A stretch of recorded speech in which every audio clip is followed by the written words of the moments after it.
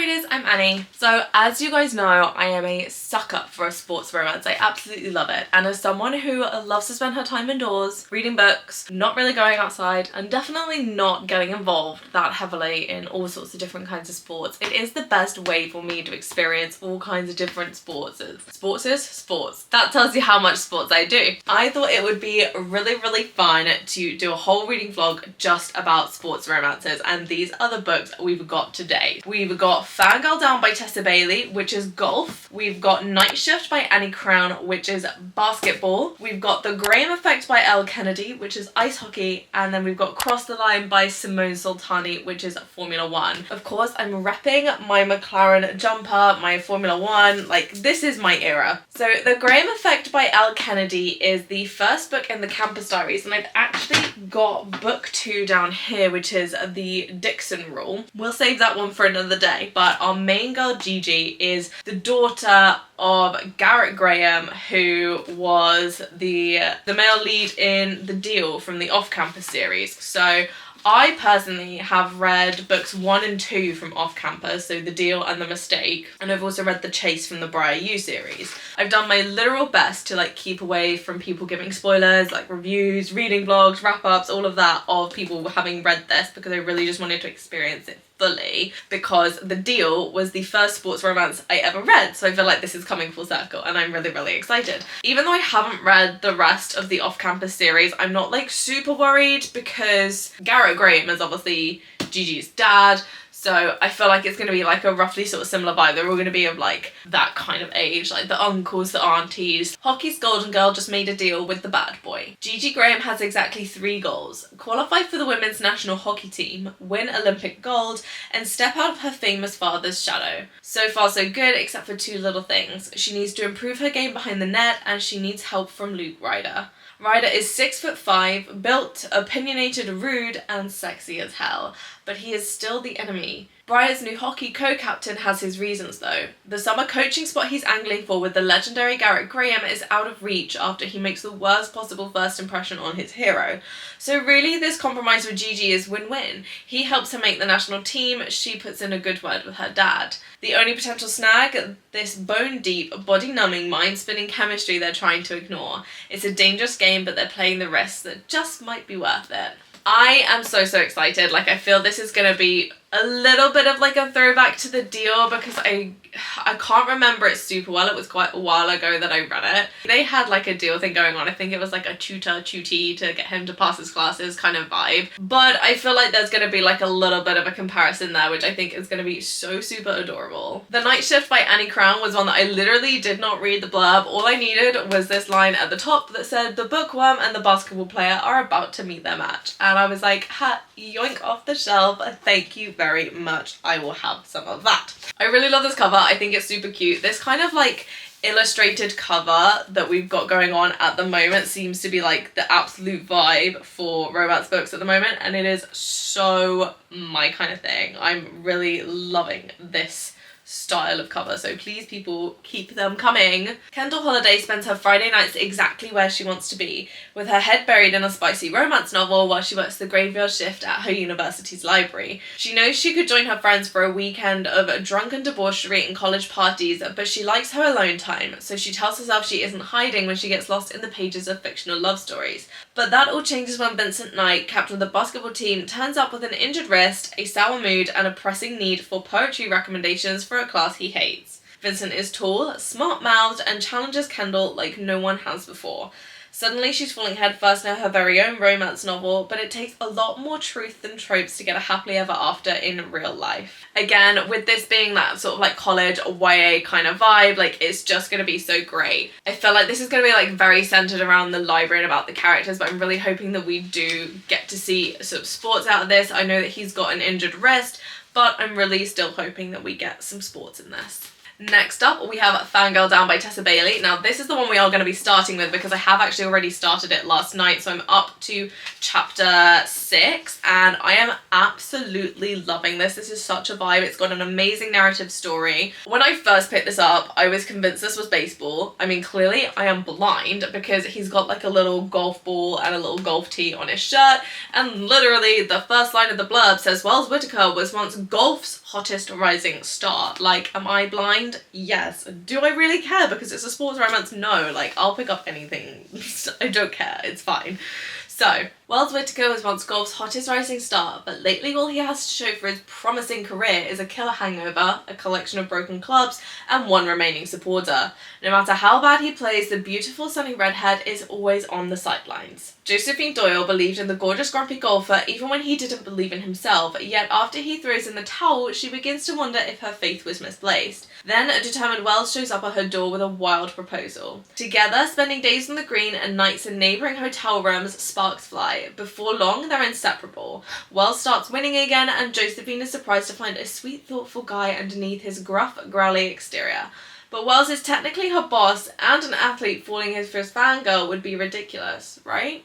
Let me tell you, the start of this book is absolutely amazing, and I actually really love that Josephine has type 1 diabetes, so we really sort of see, even just in the first few chapters, the implications that has on her life, and the way that things like medical bills can really just like throw your entire life out the window so very quickly. But she's in a little bit of a tough spot, and Wells at this precise moment in time is like seemingly coming to the rescue. So of course I'm going to love it. I'm going to live, breathe and die for it.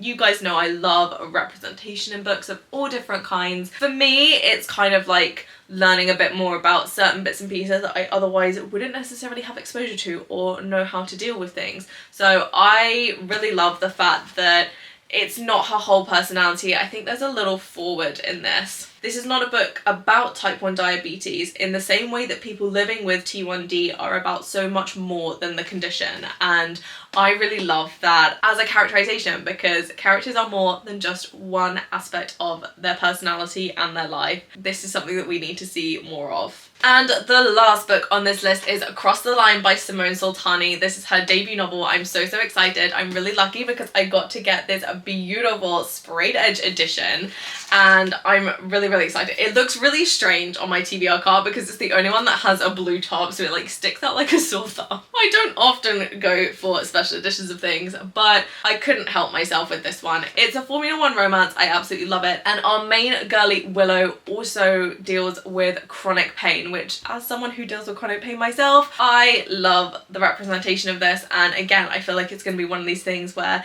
it is not her entire personality, it's just an aspect of who she is. I'm not going to rehash everything I just said about Fangirl Down, but the same applies. In the wake of a social media fiasco, F1 driver Dev Anderson's career is on the line. He needs help to save his image, and fast. At a party in Monaco, he bumps into the woman who could potentially fix it all. There's just one problem. She's his best friend's little sister. And okay, maybe there's another problem. He kissed her last year and has not been able to stop thinking about her since. Macaron-loving, sweet-talking, social media extraordinaire Willow Williams needs some work experience to bag the job of her dreams. So when Dev offers her a temporary solution, she can't help but say yes, even if it means ignoring the crush she's had on him since childhood. Willow and Dev are determined to keep things strictly professional despite blazing chemistry between them, but in the glittering high-stakes world of Formula 1, some lines are meant to be crossed. You know when you just like read the blurb of some books and they just sound like it's going to be an instant 5-star, an instant absolute adoration? Like, this is what this gives me. Like, the vibes are immaculate. I have so much faith in this book that this is going to be truly stunning. And obviously, because F1 is where I currently am in my sports era, I'm going to leave this one till last. So let's come back to Fangirl Down. As I said, I am at chapter 6, which is page 36. So the chapters are quite short in this, which is actually really quite nice. But let's get back to reading. Don't let me forget about that tea, okay?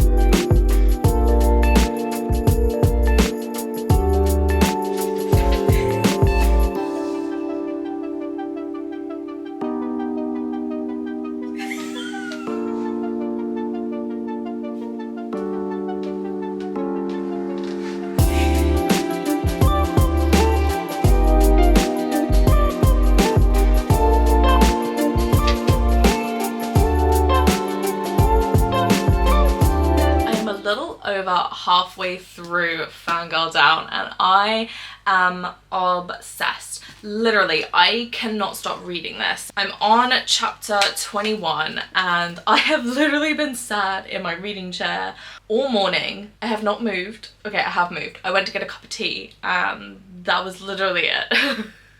That was the only movement I did, was a cup of tea. And I am fully obsessed. Like, this is so good. It has that kind of like insta lust kind of thing going on where they have this like physical attraction to each other and then like slowly it feels like that kind of like emotional, more like relationship-y kind of connection is like growing over time, and I'm really here for it. I'm absolutely loving this, honestly. Okay, so I'm at page 199 of like 370. I'm just gonna sit and keep reading this all day. Honestly, I have no other plans, I have no other obligations, and there's nothing else that I want to do aside from just sit and read. So that's precisely what I'm gonna do, although I do have to like actually move out of that chair because otherwise I'm gonna end up sleeping in it. I'll be stuck forever and you'll never get me out of it. I cannot stop laughing. This is just too good. They have the best dynamic that I've read in like literally forever, and it's a proper sports romance because this is literally like that. It's just sports and romance, and that's exactly what it should be. Like, there's nothing else, and I love it.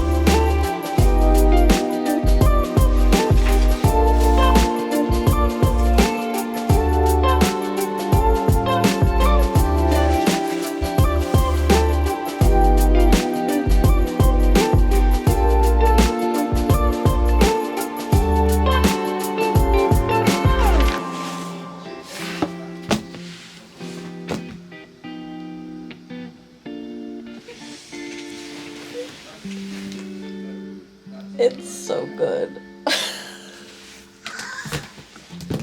Well, actually, I have a much more entertaining game to play. Harry, you weren't here in Discord yesterday to play Reading Vlog Roulette, so you get to pick the book I'm reading next. Yeah, so I've got 3 books, right, that I'm reading for this video, but I don't know which one I want to read next. So, they're all sports romances, and they're 3 different sports, so you just have to pick which one Okay, so there's 3 books. They're sports romances and they're 3 different sports. I just need you to pick which one I should read next. We've got an F1 book called Cross the Line. We've got a basketball book called Night Shift and an ice hockey book called The Graham Effect. Okay, would you like to know the blurbs of them before you make your final decision, or you want to start with the ice hockey blurb? Okay, I'd like to remind you these are all romances, okay, before anyone judges me. Why do you hate them? That is like half the point of reading romance, is that I know who's going to end up with who. But how can I root for their relationship when I don't know who they're getting in a relationship with? You want the F1 one. Alright, F1 it is. I'm gonna read that starting in the morning. I was really hoping today would be sunny because I was kind of hoping to sit outside. But it is raining, so we must be inside. Oh, what a shame. Anyway, we played Reading Vlog Roulette last night and I made one of my friends choose between the 3 remaining books. So he had to choose between Cross the Line, The Graham Effect and Night Shift. I think the funniest bit to me is like as I was reading out the blurbs, he's like, but you know they're gonna end up together. And I'm like, that's the point. Now, I don't know what it was. I don't know if it was just like 10 p.m. at night and that was just like so funny to me, but it was. So we're reading Cross the Line. I know I'd originally said I was going to save this one till last. What can I say? You gotta play the game sometimes. I do have quite a few things I do need to get done today, so I'm probably not going to be able to like read the whole thing today. I'm hoping to make a pretty sizable dent. It's just shy of 400 pages. I reckon if we can get to chapter 19, roughly halfway, by the end of today, that'll be a success.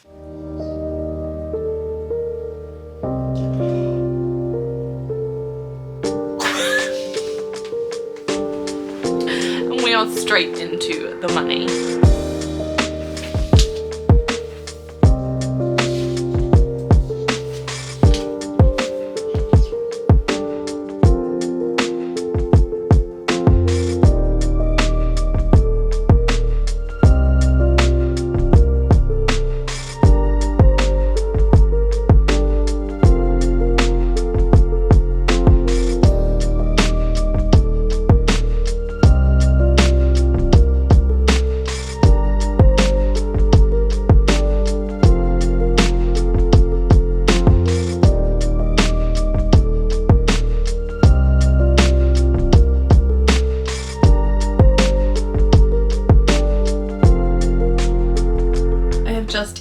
Absolutely massive lunch. Like, I feel Christmas dinner level full. Okay, but Cross the Line. I'm at chapter 5 and like we're now starting to kind of really get going with this. It's a little bit of a slow starter, but it's fine because I'm actually really enjoying this. Basically, the last 2 chapters we've been kind of setting out who the characters are, what's kind of been going on recent. Okay, so I started rewatching Vampire Diaries. I say rewatching, I think I watched like season 1 when it first came out and then never kept track of when season 2 was meant to be coming out. So I've just been starting to get back into season 2. And you know, like when you start a new season and it goes the previously on and gives you like a recap of the season, that's the first 4 chapters of this book and I'm actually like totally fine with that. I think it's really interesting. So I think, if I'm not mistaken, it's not like specified, but I believe our main girl Willow, she's got chronic pain issues, but I believe she has EDS the same as Violet from Fourth Wing. I'm actually really loving that, and again, a little bit like with Fangirl Down, it's not like her entire character, it's not her entire personality, it's just part of who she is and something that she deals with. I'm actually really enjoying it so far. We haven't really gotten to any racing. All we've had is like a tiny bit in the prologue where he's crashed the car and he's got this PR crisis and he's like, hey, you could fix it for me. And she's like, oh, I have a huge crush on you. Like, it's so sensible. Like, you can kind of see the tension there between them both because they're both like, oh, I don't really want to like acknowledge this happened. But also he doesn't want to get like beaten up by her brother. And I'm like, I don't know if this is like an only child thing. I'm like, that ain't none of his business. I didn't grow up with siblings. I didn't have like close cousins or anything. But I'm like, that ain't none of your business, brother. Don't you get involved. They're meant to be together. Leave them alone, okay?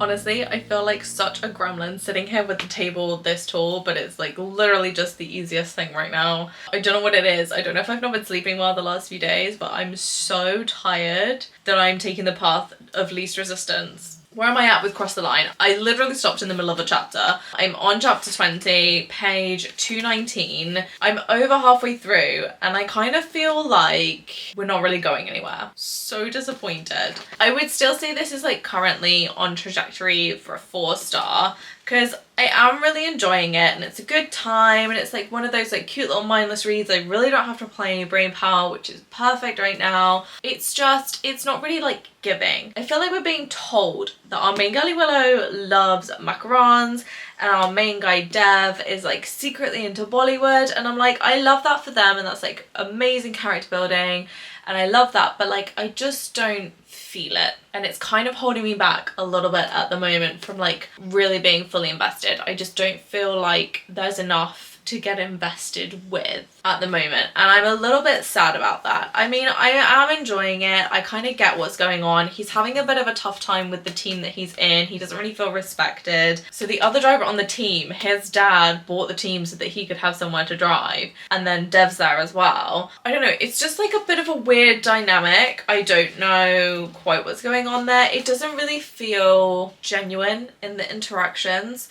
Like, it doesn't feel like this could very well be people we're just like reading about later. It just feels a little bit stilted, and I think that's because I don't feel it. I'm being told about it, and I think that's kind of my thing with this at the moment. So I'm still enjoying it. I'm still really liking it. Like, I think they're kind of cute together. They need to just like hurry up and work things out, because I'm like, okay, like I get it, you don't want to upset the brother and like you want to like be professional, but like I'm bored of you being professional. Like, let's get moving.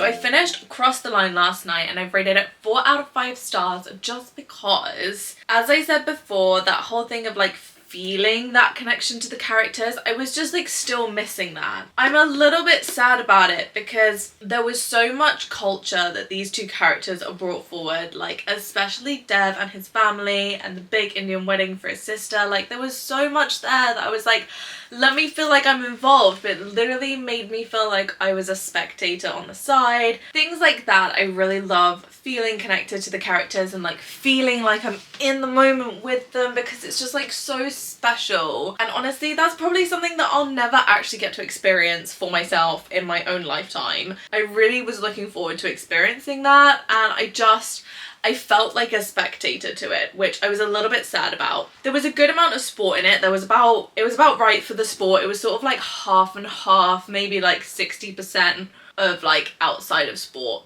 So it was good amount. Where I really hate the books where they're like, it's a sports romance, and it's like, oh, but he's just on the team or whatever, and it's like, Okay, but where's the actual sport? We didn't really get like huge amount of detail of like what it feels like to be in the car or whatever, but then I also imagine that's probably a pretty difficult thing to try and describe because it's not really something that the average person can just like go and do and figure out how it feels to be in the car. But I think that's also why I crave it, because I'm never going to get to sit in an F1 car, so I want to know how it feels so that I don't feel like I'm missing out on anything, you know.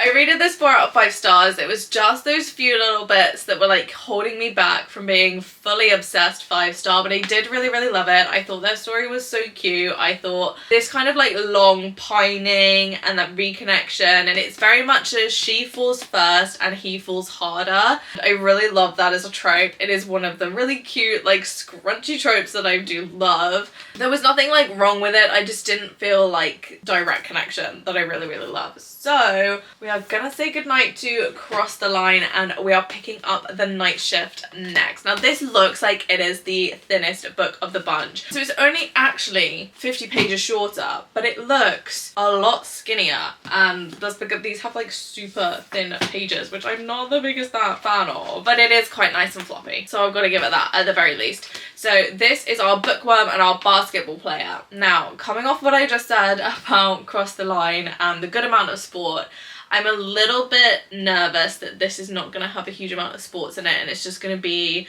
more like a contemporary university set romance. So while he's captain of the basketball team, he's out on injury. I don't know if he's out on injury or he just has an injury. I don't know. I guess we'll find out. I'm really, really hoping that like he's still involved with a lot of the sporty bits, because it just defeats the point of it being a sports romance if they're like, oh, but he's just the captain, but we see none of the sport. I'm like, that defeats the whole point. Anyway, I feel like this is going to be so super cute. So we've gone with the cup of tea bookmark for this one, and I don't really have any plans for the next few days, so I'm going to enjoy my last few days of not having to be at work, and I'm just going to sit and binge this. We'll see how far we get. I've got some cookies that need to go into the oven, so I'm going to be eating all the unhealthy snacks this weekend. I'm treating myself, okay?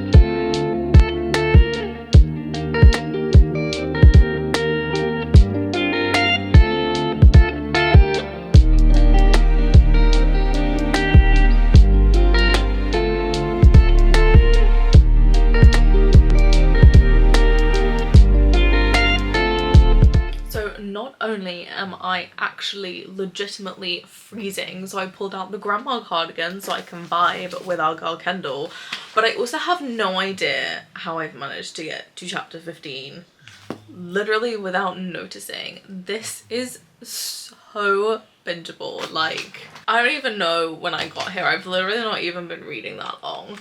I feel like this is kind of one of those books that is really difficult to describe what's going on without like ruining the entire plot. Basically, they are currently at a house party for his 21st birthday. Everyone and their best friend, their aunt, their dog, their cat, their neighbor is there. Like, everyone is there. This place is packed.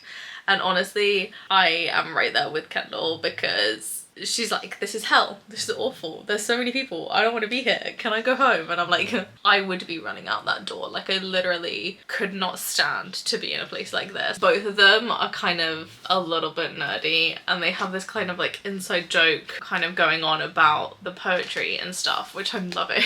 It's a house party And they've invited like the poetry slam kids or whatever to come and do poetry reading. And he's just like, oh, I've memorized this entire poem for the poetry that I promised you at my birthday party.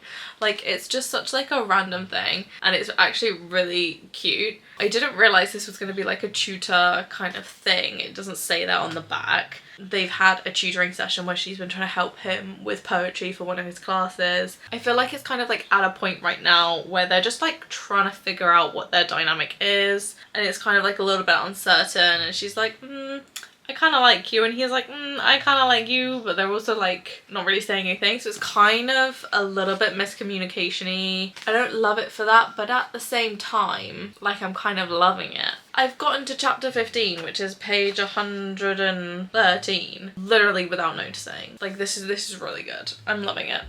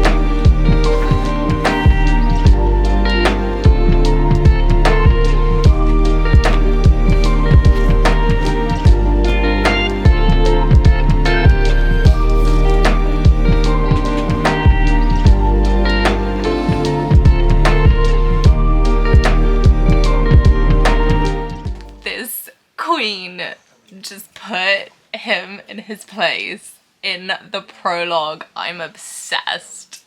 This is precisely what I needed. I haven't read an Elle Kennedy book in a while, and I kind of forgot how much I love her writing.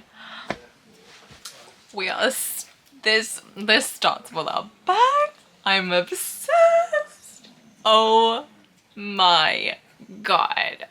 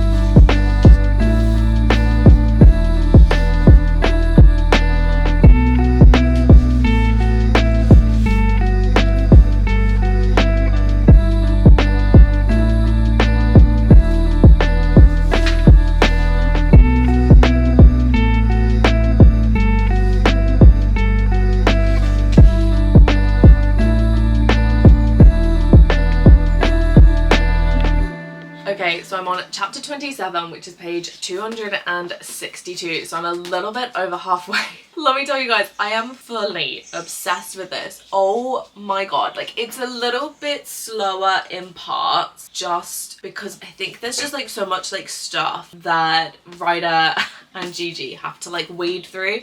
Like there's so much like social things, stuff going on with the team, getting the team to kind of gel because obviously they were two, they are now one. And like there's so many other things going on with their lives that it kind of like feels a little bit slower. Oh, let me tell you, this girl is spicy, but it's like spicy and then there's like a sprinkling of sugar over the top of it because it's like actually so sweet and I'm literally dying for it. Shane is the MVP. Like Shane is out here taking hits to his reputation. Like he's like, I'm gonna cover for you guys and I'm gonna like do the best job I possibly can. And I'm literally so excited because I have book 2, which is the Dixon Rule, and it's his book and I'm like, yes, this man deserves to be the next book because he is like coming in clutch. He is like the best friend that you all know you really need in times like this. I am fully obsessed. I literally cannot put this down. I am just like living, breathing, dying for this. I have been flying through this. I cannot stop. I do not want to stop. I am devouring this at breakneck speed. It is amazing. I kind of forgot how much I loved Elle Kennedy's sports romances because I literally haven't read one from her in so long and that is such a mistake.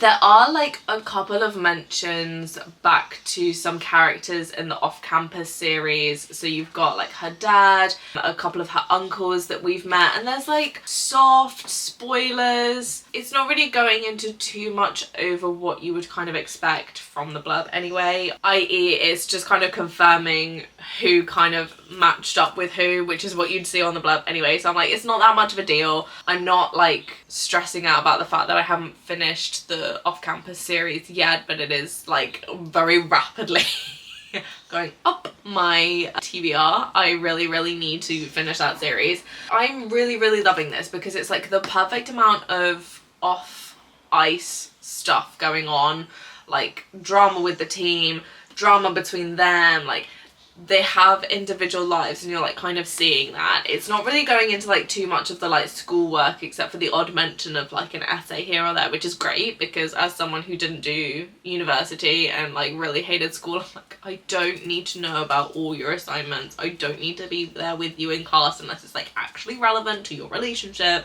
I don't want it.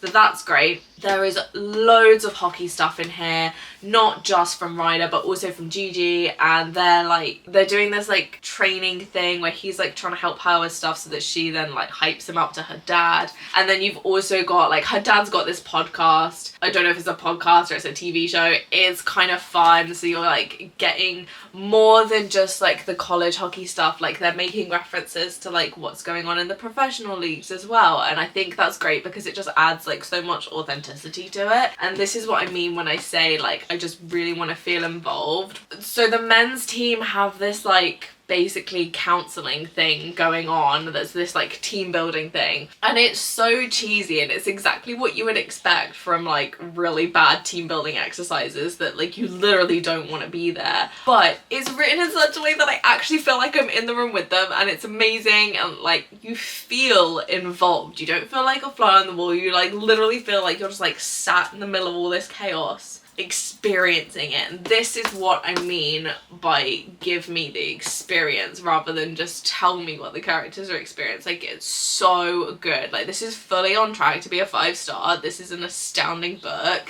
I know Elle Kennedy is gonna hurt me and I'm fully aware and I'm like prepping for a 3rd act breakup right now, and I know I am gonna be so hurt because I'm fully obsessed. I'm like 100% on the hype train right now for them, and I don't really want this train to stop because it's just too good and I'm loving it. They are spicy together and I love it.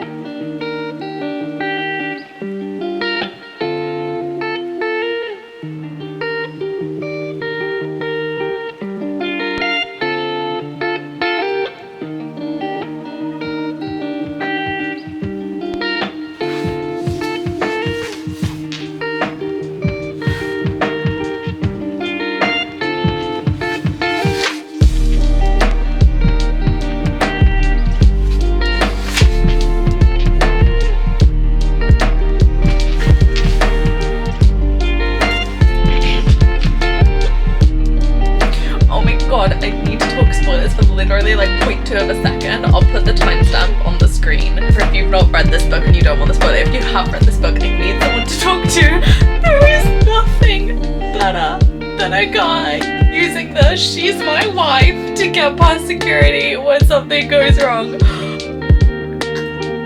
I am screaming. Oh my god, I'm literally dying.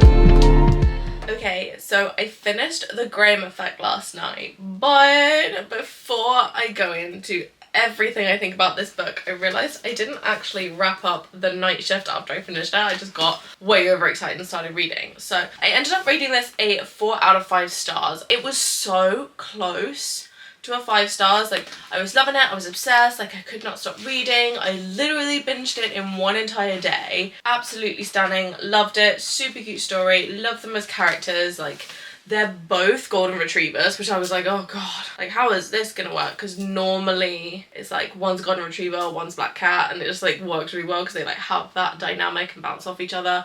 But these two are both golden retrievers, but actually they're kind of cute about it. Like, it's a little bit like cinnamon sugar. It's mostly sweet. There's like a little bit of like a suggestion of a spice. So even though this was so close to a 5-star, I just could not award it that level of rating because it has my most hated formatting thing. I hate this blank page just so that the new chapter can start on this side of the book. I literally hate it. I can't explain to you why. I think because my brain is like, that's a waste of paper. It's only like a few pages here and there, like it adds up very quickly and I just don't like it. There was no sport in this. The closest we get to any sport in this is she's like, I looked up your game tapes. End of conversation. That is as close as we get to any sport. So I don't even want to call this a sports romance because there's no actual sport in it. I think just because he's the captain or whatever, or like he's part of a sports team, I'm sorry, in my book that does not qualify it as a sports romance. I completely disagree. The fact is like they're literally in a bookshop in one point and he's like, oh, like what would we be? And she's like, oh well, like you're on the baseball team, so like ours would be a sports romance. And it's like, no, because we don't actually see him play any sport. So I disagree. I fundamentally disagree on calling this a sports romance, so it cannot be awarded 5 stars for that. Also, the primary trope in this is miscommunication, which is frankly the worst trope if not done correctly. And there have been times where I have eaten my words and it has been done correctly and I've actually really enjoyed it because just like the way it's been done, like Ali Hazelwood Bride does it correctly. This, I hate it because it's like so dumb. It kind of makes sense because like they're university, so they're like 18, 19, 20-ish. Like he's just turned 21. Okay, I kind of get that you guys like aren't very good at communication, but the fact is they outright say it multiple times. Our main girlie Kendall and her friends are like, oh my god, miscommunication is like the worst trope in a book. Ew, I hate miscommunication. And then they have a miscommunication. And then when she actually goes back to speak to him, she's like, oh my god, miscommunication. And it's like, okay, well then fix it. And then they don't. They just continue to not actually communicate properly with each other. On the basis of the primary trope is miscommunication alone, it has to be deducted 1 star. Therefore, even though I was like actually really eating this up regardless of the miscommunication, like it was such a fast read, like I just literally basically flicked through it and it was lovely. I had a great time, it was fun, it was a little bit funny. Miscommunication, 0 sport, formatting, 4 stars. However, if I could give The Graham Effect 6 stars, I would. This is actually the best book I have read in a long time. And honestly, I'm not really that surprised. As I said, the first sports romance I ever read was Els Kennedy The Deal, which is essentially Garrett and Hannah's story, who is Gigi's parents. Of course I was gonna love it because it's got that like family element to it as well. This was absolutely stunning. Since I finished it, I had a look at a couple of the Goodreads reviews and people are like, this did not need to be 500 pages. Okay, yeah, I can see what you mean by this didn't maybe necessarily need to be 500 pages. I absolutely loved the fact that it was 500 pages just because you get a lot of sport in this, because not only is Ryder a hockey guy, but Gigi is as well, obviously because of her dad. You also get all of this like back history in a couple of like little segments where her dad is doing this podcast, and so we get some sort of like back history of like his career, like people outside of the college scene, like into the pro scene. The one thing that I think Elle Kennedy does really well is that balance between the sports element and actually living real life. They have their hobbies and stuff, like oh my god, my favourite thing is like she's a butterfly girly and she's constantly at these butterfly gardens and you literally feel like you're stood next to her, like straight up experiencing it. Like the way it's written is just like so beautiful and it's just like so immersive. Like everything, like I had like someone was mowing the lawn, people's kids were out in the garden screaming, and I'm like fully in this butterfly garden. Like there was nothing that was gonna distract me. It was so perfectly done and I'm like 100% obsessed. There is so many things about this book that I could like pick out and be like, this thing did it well, this thing did it well, this thing did it well, but the thing is like if I do that I'm gonna get like super spoilery and I don't want to do that for you guys because you guys need to experience this. But if you have read this, oh my god, you know, like if you listen to that little spoiler bit that I added earlier, like that's what I'm on about. If you haven't read it, don't go and watch that bit just yet. You can come back to it. It's fine, you can come back. Oh my god, that like specific bit is like my most favourite thing in a book. That like one little element, that one little trope, that one little, just like, oh my god, it is perfection. I will never get over it. I will forever love it in my books.